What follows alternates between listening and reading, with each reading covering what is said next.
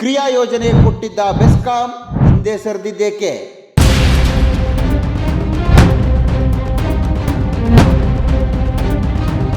ಬಂದಿದ್ದು ಒಬ್ಬನೇ ಒಬ್ಬ ಬಿಡ್ದಾರ.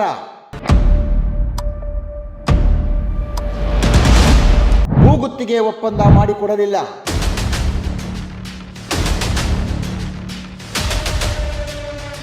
ನಿಜಕ್ಕೂ ಎಸ್ಕಾಂಗಳಿಗೆ ಹೊರೆಯಾಗಲಿವೆಯೇ? 3 ತಿಂಗಳಲ್ಲಿ ಈ ಯೋಜನೆಯನ್ನ ಕೈಬಿಟ್ಟ ಸರ್ಕಾರ. ಹಿಂದುಳಿದ ಗ್ರಾಮಗಳಲ್ಲಿ ಮತ್ತೆ ಕತ್ತಲು. ರಾಜ್ಯದಲ್ಲಿ ಇನ್ವೆಸ್ಟ್ಮೆಂಟ್ ಮಾಡೋಕೆ ಬರೋ ಕಂಪನಿಗಳಿಗೆ ಸರಿಯಾಗಿ ಸಹಕಾರವನ್ನೇ ಕೊಡ್ತಿಲ್ಲ ಅನ್ನೋ ಕಾರಣವನ್ನು ಮುಂದಿಟ್ಕೊಂಡು ಕೈಗಾರಿಕೆಗಳು ರಾಜ್ಯ ಬಿಟ್ಟು ಹೊರ ಹೋಗ್ತಿವೆ ಅಂತ ಪ್ರತಿಪಕ್ಷ ಬಿಜೆಪಿ ರಾಜ್ಯ ಕಾಂಗ್ರೆಸ್ ಸರ್ಕಾರದ ಮೇಲೆ ಮುಗಿ ಬೀಳ್ತಾನೆ ಬಂದಿದೆ. ಇಂಥ ಆರೋಪಗಳು ಈಗಲೂ ಕೂಡ ಏನು ನಿಂತಿಲ್ಲ. ಬಟ್ ಆ ಆರೋಪಗಳನ್ನು ಸಚಿವ ಎಂ.ಬಿ. ಪಾಟೀಲ್ ಸಂಪೂರ್ಣವಾಗಿ ತಳ್ಳಿಹಾಕ್ತಾನೆ ಬಂದಿದ್ದಾರೆ. ಯಾವ ಹೂಡಿಕೆದಾರರು ರಾಜ್ಯ ಬಿಟ್ಟು ಹೋಗ್ತಿಲ್ಲ ಅಂತ ಸಮಜಾಯಿಸಿ ಕೊಡ್ತಾನೆ ಬಂದಿದ್ದಾರೆ. ನಿಮಗೆಲ್ಲ ನೆನಪಿರಬೇಕು, PPP ಮಾಡೆಲ್ನಲ್ಲಿ EV ವೆಹಿಕಲ್ಗಳ ಚಾರ್ಜಿಂಗ್ ಸೆಂಟರ್ಗಳನ್ನು ಮಾಡ್ತೀವಿ ಅಂತ ಮುಖ್ಯಮಂತ್ರಿ ಸಿದ್ದರಾಮಯ್ಯ ಅವರು ಬಜೆಟ್ನಲ್ಲಿ ಘೋಷಣೆ ಮಾಡಿದರು. ಅದಕ್ಕೆ ಭರ್ಜರಿ ಪ್ರಚಾರನೂ ತಗೊಂಡ್ರು. ಎಲೆಕ್ಟ್ರಿಕ್ ವೆಹಿಕಲ್ಸ್ಗಳಿಗೆ ಪ್ರೋತ್ಸಾಹ ಕೊಡಲಿಕ್ಕೆ 2500 EV ಚಾರ್ಜಿಂಗ್ ಕೇಂದ್ರಗಳನ್ನು PPP ಮಾಡೆಲ್ನಲ್ಲಿ ಸ್ಥಾಪನೆ ಮಾಡೋದು ರಾಜ್ಯದ ಉದ್ದೇಶವಾಗಿತ್ತು. ಇದಷ್ಟೇ ಅಲ್ಲ, ಎಸ್ಕಾಂಗಳ ಮೂಲಕ 35 ಕೋಟಿ ರೂಪಾಯಿ ವೆಚ್ಚದಲ್ಲಿ 100 ಕಡೆ ಚಾರ್ಜಿಂಗ್ ಪಾಯಿಂಟ್ಗಳನ್ನು ಸ್ಥಾಪನೆ ಮಾಡ್ತೀವಿ ಅಂತಾನೂ ಮುಖ್ಯಮಂತ್ರಿ ಸಿದ್ದರಾಮಯ್ಯ ಅವರು ಘೋಷಣೆ ಮಾಡಿದ್ರು. ಸಿದ್ದರಾಮಯ್ಯ ಅವರು ಬಜೆಟ್ನಲ್ಲಿ ಘೋಷಣೆ ಮಾಡ್ತಾ ಇದ್ದ ಹಾಗೆ ಬೆಸ್ಕಾಂ ಕೂಡ ಆಕ್ಷನ್ ಪ್ಲಾನ್ ಕೂಡ ಸಬ್ಮಿಟ್ ಮಾಡಿತ್ತು. ಇದನ್ನು ಒಪ್ಪಿಕೊಂಡಿದ್ದ ಎನರ್ಜಿ ಡಿಪಾರ್ಟ್ಮೆಂಟ್ ಕೂಡ ಟೆಂಡರ್ ಅನ್ನು ಕರೆದಿತ್ತು. ಕ್ರಿಯಾ ಯೋಜನೆ ಕೊಟ್ಟಿದ್ದ ಬೆಸ್ಕಾಂ ಹಿಂದೆ ಸರಿದಿದ್ದೇಕೆ? ಅಸಲಿಗೆ ಈ ಯೋಜನೆಯನ್ನ ಇಂಪ್ಲಿಮೆಂಟ್ ಮಾಡೋದಕ್ಕೆ ಬೆಸ್ಕಾಂ ಆಕ್ಷನ್ ಪ್ಲಾನ್ ಏನೋ ಕೊಟ್ಟಿತ್ತು.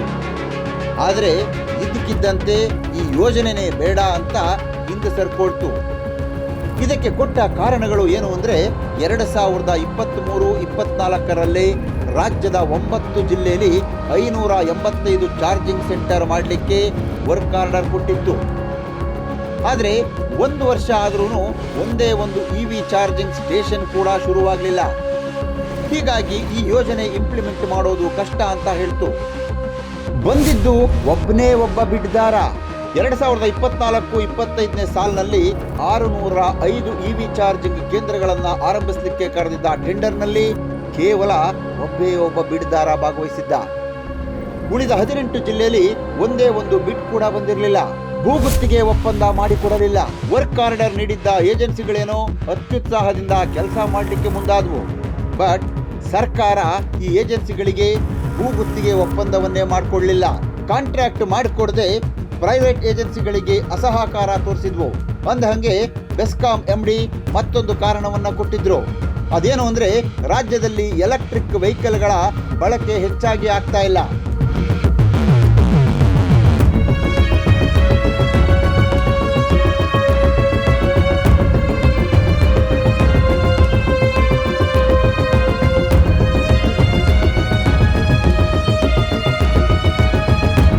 ಹೀಗಾಗಿ ಚಾರ್ಜಿಂಗ್ ಸ್ಟೇಷನ್ಗಳನ್ನು ಮಾಡಿದರೆ ಏಜೆನ್ಸಿಗಳಿಗೆ ಫಿನಾನ್ಷಿಯಲಿ ಬರ್ಡನ್ ಆಗುತ್ತೆ ಅಂತ ಹೇಳ್ತು.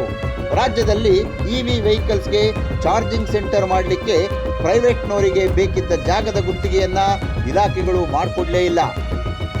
ಜಾಗನೇ ಸಿಗಲಿಲ್ಲ ಅಂದ ಮೇಲೆ ಪ್ರೈವೇಟ್ ಕಂಪನಿಗಳು ಸಹ ಈ ಯೋಚನೆ ಬೇಡವೇ ಬೇಡ ಅಂತ ಮುಖ ತಿರುಗಿಸ್ಕೊಂಡು ಹೊರಗೆ ಬಿಟ್ವು. ಎಲೆಕ್ಟ್ರಿಕ್ ವೆಹಿಕಲ್ಗಳ ಚಾರ್ಜಿಂಗ್ ಸ್ಟೇಷನ್ ಆರಂಭ ಮಾಡೋ ಪ್ರಾಜೆಕ್ಟ್ ಅಷ್ಟೇ ಹಿಂಪಡ್ಕೊಂಡಿಲ್ಲ. ಬದಲಿಗೆ ಮೈಕ್ರೋ ಗ್ರಿಡ್ ಮೂಲಕ ಸೋಲಾರ್ ಪ್ಲಾಂಟ್ ಪ್ರಾಜೆಕ್ಟ್ ಅನ್ನು ವಾಪಸ್ ಪಡ್ಕೊಂಡಿದೆ. ನಿಜಕ್ಕೂ ಎಸ್ಕಾಂಗಳಿಗೆ ಹೊರೆಯಾಗಲಿವೆಯೇ? ಮೈಕ್ರೋ ಗ್ರಿಡ್ ಮೂಲಕ ಶುರು ಮಾಡಬೇಕಿದ್ದ ಸೋಲಾರ್ ಪ್ಲಾಂಟ್ ಪ್ರಾಜೆಕ್ಟ್ ಆರಂಭಿಸಿದ್ರೆ ಎಸ್ಕಾಂಗಳಿಗೆ ಹೊರೆಯಾಗುತ್ತೆ ಅನ್ನೋದು ಸರ್ಕಾರದ ಲೆಕ್ಕಾಚಾರ. ಈ ಲೆಕ್ಕಾಚಾರವನ್ನ ಮೊದಲೇ ಮಾಡಿದ್ದಿದ್ರೆ ಮೈಕ್ರೋ ಗ್ರಿಡ್ ಯೋಜನೆಯನ್ನ ಬಜೆಟ್ನಲ್ಲಿ ಅನೌನ್ಸ್ ಮಾಡೋ ಪರಿಸ್ಥಿತಿ ಬರ್ತಿರ್ಲಿಲ್ಲ.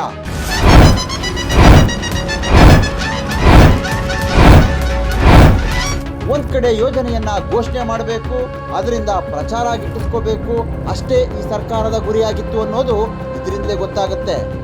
3 ತಿಂಗಳಲ್ಲಿ ಈ ಯೋಜನೆಯನ್ನ ಕೈಬಿಟ್ಟ ಸರ್ಕಾರ. ಹಿಂದುಳಿದ ಗ್ರಾಮಗಳಲ್ಲಿ ಮತ್ತೆ ಕತ್ತಲು. ಈ ಮೈಕ್ರೋಗ್ರಿಡ್ ವ್ಯವಸ್ಥೆ ಮೂಲಕ ಬ್ಯಾಟರಿ ಶೇಖರಣೆಯ ಸೌರ ಘಟಕ ಸ್ಥಾಪನೆ ಮಾಡ್ತೀವಿ ಅಂತ ಸಿದ್ದರಾಮಯ್ಯ ಅವರು ಬಜೆಟ್ನಲ್ಲಿ ಘೋಷಣೆ ಮಾಡಿದ್ರು. ಈ ಸ್ಕೀಮನ್ನ ಹಿಂದುಳಿದ ಗ್ರಾಮಗಳಲ್ಲಿ ಅದು ಪೈಲಟ್ ಪ್ರಾಜೆಕ್ಟ್ ಆಗಿ ಮಾಡ್ತೀವಿ ಅಂತಾನು ಹೇಳಿದ್ರು. ಹೀಗೆ ಬಜೆಟ್ನಲ್ಲಿ ಘೋಷಣೆ ಮಾಡಿದ ಕೇವಲ 3 ತಿಂಗಳಲ್ಲಿ ಈ ಯೋಜನೆಯನ್ನೇ ಸರ್ಕಾರ ಕೈಬಿಟ್ಟಿದೆ.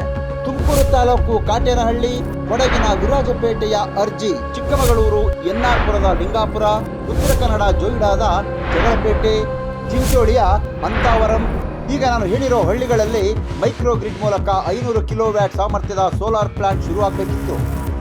ಬಜೆಟ್ನಲ್ಲಿ ಘೋಷಣೆ ಮಾಡಿದ ನಂತರ ಆದೇಶವನ್ನು ಮಾಡಿತ್ತು ಸರ್ಕಾರ. ಆದ್ರೀಗ ಈ ಯೋಜನೆಯನ್ನೇ ಕೈಬಿಟ್ಟಿರೋದ್ರಿಂದ ಈ ಹಳ್ಳಿಗಳು ವಿದ್ಯುತ್ನಲ್ಲಿ ಸ್ವಾವಲಂಬಿ ಆಗಲೇ ಇಲ್ಲ. ಕೈ ಬಿಡಲು ನೀಡಿದ್ದ ಕಾರಣಗಳೇನು? ಮೈಕ್ರೋಗ್ರಿಡ್ ವ್ಯವಸ್ಥೆ ಮೂಲಕ 500 ಕಿಲೋವ್ಯಾಟ್ ಸಾಮರ್ಥ್ಯದ ಸೌರವ ಘಟಕದ ಸ್ಥಾಪನೆಗೆ ಅಂದಾಜು 7,94,00,000 ರೂಪಾಯಿ ಆಗುತ್ತೆ. ಈ 5 ಹಿಂದುಳಿದ ಗ್ರಾಮದಲ್ಲಿ ಯೋಜನೆಯನ್ನ ಸ್ಥಾಪನೆ ಮಾಡೋದಕ್ಕೆ ಒಟ್ಟಾರೆ 39,07,00,000 ರೂಪಾಯಿ ಆಗುತ್ತೆ ಅಂತ ಕ್ರೆಡಿಲ್ ಹೇಳಿತ್ತು. ಅಷ್ಟೇ ಅಲ್ಲ, ಈ ಯೋಜನೆಯ ಸಾಮರ್ಥ್ಯವು ಚಿಕ್ಕದಾಗಿದೆ, ಆದರೆ ಯೋಜನೆಯ ಅನುಷ್ಠಾನ ವೆಚ್ಚವು ಹೆಚ್ಚಾಗಿದೆ. ಇದರಿಂದ ಪ್ರತಿ ಯೂನಿಟ್ ವಿದ್ಯುತ್ ಖರೀದಿ ದರವು ಹೆಚ್ಚಾಗುತ್ತೆ. ಈ ರೇಟ್ನಲ್ಲಿ ಈ ಘಟಕಗಳಿಂದ ಉತ್ಪಾದಿಸುವ ವಿದ್ಯುತ್ತನ್ನು 25 ವರ್ಷಗಳ ಕಾಲ ಖರೀದಿ ಮಾಡಬೇಕು. ಇದು ಎಸ್ಕಾಂಗಳಿಗೆ ಹೊರೆಯಾಗುತ್ತೆ ಅಂತ ಕ್ರೆಡಿಲ್ ಸರ್ಕಾರಕ್ಕೆ ಹೇಳಿತ್ತು.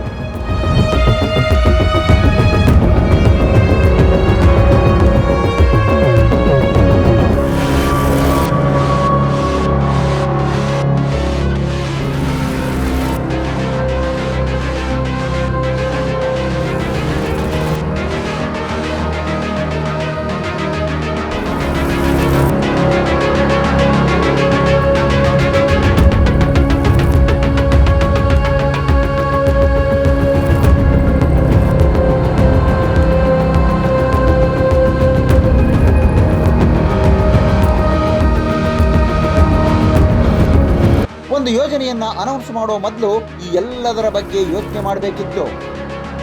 ಒಂದು ಘಟಕ ಆರಂಭಕ್ಕೆ ಎಷ್ಟು ಖರ್ಚಾಗುತ್ತೆ, ಅದರಿಂದ ಆಗೋ ಇಂಪ್ಯಾಕ್ಟ್ ಏನು ಅನ್ನೋದರ ಬಗ್ಗೆನೂ ಯೋಚನೆ ಮಾಡಬೇಕಿತ್ತು. ಆದರೆ ಈ ಸರ್ಕಾರ ಇದ್ಯಾವುದನ್ನು ಮಾಡದೆ ನೇರವಾಗಿ ಬಜೆಟ್ನಲ್ಲಿ ಘೋಷಣೆ ಮಾಡಿಬಿಡ್ತು. ಅಷ್ಟೇ ವೇಗದಲ್ಲಿ ಅದನ್ನು ವಾಪಸ್ ಕೂಡ ಪಡ್ಕೊಂಡು ಬಿಟ್ಟಿದೆ. ಸರ್ಕಾರದ ಈ ನಿರ್ಧಾರದಿಂದ 5 ಹಳ್ಳಿಗಳು ಮತ್ತಷ್ಟು ಕತ್ತಲೆಗೆ ದೂಡೋದು ಗ್ಯಾರಂಟಿ. ಇನ್ನು ಮುಂದಾದರೂ ಸರ್ಕಾರ ಒಂದು ಸ್ಕೀಮನ್ನು ಅನೌನ್ಸ್ ಮಾಡೋ ಮೊದಲು ಸಾಕಷ್ಟು ಯೋಚನೆ ಮಾಡಬೇಕು. ಪ್ರಚಾರಕ್ಕೋಸ್ಕರ ಏನೇನೋ ಮಾಡಬಾರ್ದು. ಇನ್ನು 2026ರ ಬಜೆಟ್ ಬೇರೆ ಇದೆ. ನೋಡೋಣ ಏನೇನು ಅನೌನ್ಸ್ ಮಾಡುತ್ತೆ ಅಂತ. ಒಟ್ಟಿನಲ್ಲಿ ರಾಜ್ಯ ಕಾಂಗ್ರೆಸ್ ಸರ್ಕಾರ ಹೊಸ ಯೋಜನೆನ ಅನೌನ್ಸ್ ಏನೋ ಮಾಡುತ್ತೆ, ಆದರೆ ಮಾಡೋ ಮೊದಲು ಮಾಡಬೇಕಾದಂಥ ಕೆಲಸಗಳನ್ನು ಸರಿಯಾಗಿ ಮಾಡೋದೇ ಇಲ್ಲ ಅಂತ ಈ ಪ್ರಕರಣದಿಂದಲೇ ಗೊತ್ತಾಗುತ್ತೆ. ಇನ್ಮುಂದಾದರೂ ಯಾವುದೇ ಯೋಜನೆನ ಅನೌನ್ಸ್ ಮಾಡೋ ಮೊದಲು ಸರಿಯಾಗಿ ವಾಸ್ತವವಾಗಿ ಅಧ್ಯಯನ ಮಾಡಿ ಆ ನಂತರ ಘೋಷಣೆ ಮಾಡಬೇಕು. ಏನಂತೀರಿ? ಇವತ್ತು ನಾನು ನಿಮ್ಮಲ್ಲಿ ಒಂದು ಮನವಿ ಮಾಡ್ತಾ ಇದ್ದೀನಿ. ದಿ ಫೈಲ್ ಕಳೆದ 3 ವರ್ಷಗಳಿಂದ ಯಾರ ಮುಲಾಜಿಗೂ ಒಳಗಾಗದೆ ನಿಷ್ಪಕ್ಷಪಾತವಾಗಿ ತನಿಖಾ ವರದಿಗಳನ್ನ ನಿಮ್ಮ ಮುಂದೆ ಇಡ್ತಾ ಇದೆ.